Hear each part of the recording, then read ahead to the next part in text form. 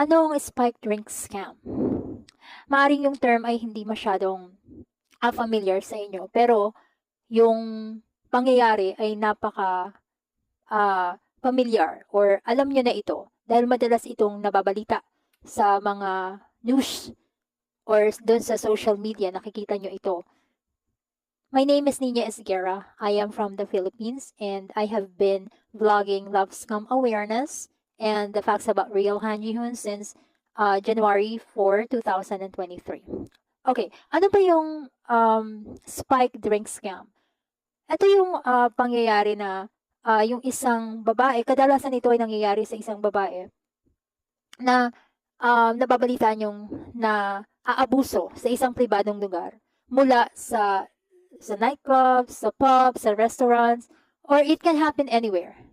So, ito ay ang paglalagay ng alcohol or gamot na pampatulog, pampahilo sa inumin ng isang bibiktimahin. So, ang kadalasang nabibiktima dito ay mga kababaihan.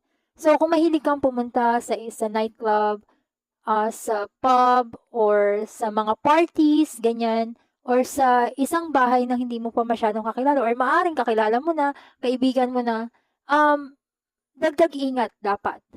Kasi hindi natin alam kung sino-sino yung mga makakasalamuhan nating tao. Lalo sa kapanahunan ngayon, hindi natin alam kung ano ba ang tunay na intensyon ng taong makakasalamuhan natin sa atin.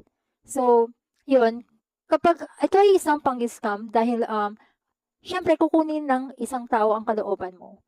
Then pagka nakapalagay ang loob mo na at hindi mo namamalayan na meron pala siyang masamang intensyon sa'yo, ang gagawin nila, lalagyan ng, yun nga, pampatulog, alcohol, or something na yung mawawalan ka ng consciousness. Pagkatapos noon ay dadaling ka sa isang pribadong lugar at doon na nila isasagwa ang bagay na hindi maganda sa'yo. So, usually, ito ay rumulsulta sa isang sexual assault. So, usually ganon. Yun yung intensyon ng mga taong gumagawa ng ganitong klaseng krimen.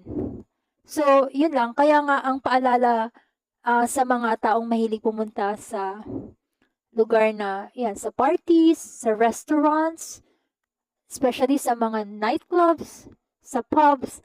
So, ingat tayo sa mga taong nakakasalamuhan natin. Or, katulad din sa online, huwag tayo masyadong magtitiwala agad. Lalo kung gwapo. Syempre, yung mga napunta sa ganyang mga lugar, usually, may mga taong may mga, may mga dating, ganyan. So, ingat-ingat lang at huwag masyadong padadala agad sa mga matatamis na salita. Usually kasi, ang mga tao ay madaling makapalaya-gayang loob, lalo na't magaling salita yung taong kausap mo. So, yun lang guys, and dagdag ingat tayo kahit saan man, online, at sa iba't ibang mga lugar. Dahil kahit saan, pwede tayo maka-encounter ng yung mga taong may masamang kalooban, ganun. Yun lang guys. And I hope sana may natutunan kayo ulit. And please do like and share my videos and follow me for more updates sa mga love scam information at ibang mga scamming information. So, magkaroon tayo ng awareness sa ganitong mga bagay para at least kahit papaano meron tayong kaalaman. Tandaan natin, knowledge is power. Alright? So, thank you so much sa mga support ninyo. And, annyeong. Bye. See you on my next video.